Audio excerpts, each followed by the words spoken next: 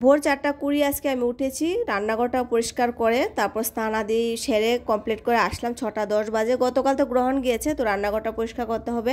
বাকি ঘরটার মুছে আমি এগুলো পরে করেছি, স্নান টান করে করেছি, তার আগে আমার সুযোগ হয়নি।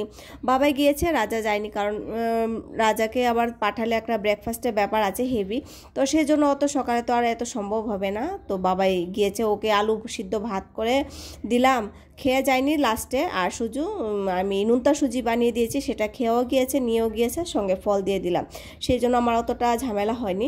আর ঘরে মোটামুটি কাজ করেছি, আর কিছুটা বাকি আছে। এই ভিডিওটা কিন্তু একটা মিনি ব্লগ আমি আপলোড করবো 1-2 দিনের মধ্যে, তবে এটা ছোট্ট একটা সেপারেট ভিডিও আপনাদের সঙ্গে শেয়ার করছি।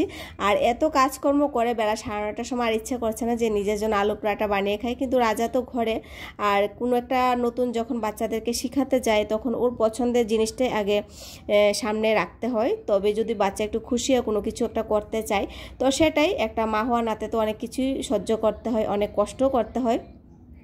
তো সকালবেলা ওঠার পরে কিন্তু আমি আলু পরাঠা বানানোর প্রিপারেশানটা নিলাম। তো ও ভীষণ রাজাও ভীষণ খুশি হয়েছে। রাজার বাবা শুধু রুটি, কলা আর ঘি দিয়ে রুটিটা দিলাম, আর একটা কলা দিয়েছি, ওর বাবাকে অফিসে গিয়েছে। আমার জন্য দুটো, রাজার জন্য দুটো আলু পরাঠা করবো। যখন আলু পরাঠা বানানো শিখেছি অনেক বছর আগের কথা, তখন অনেক লিকেজ হতো, ভালো হতো না, নষ্ট হয়ে যেত। এখন ঈশ্বর কৃপা একটানেই মোটামুটি আলু পরাঠা হয়ে যায়। তবে একটা প্রসেস আছে, তো সেটা যদি মেনে করি তাহলে আর একটু ফাটাফাটির চান্সটা থাকে না। আলু পরাঠাটা খেয়ে সকালে ব্রেকফাস্ট করে তারপর বাকি কাজকর্ম করব। দেখা হবে আপনাদের সঙ্গে আরও একটা নতুন মিনি ব্লগে। ততক্ষণের জন্য টাটা, বাই বাই।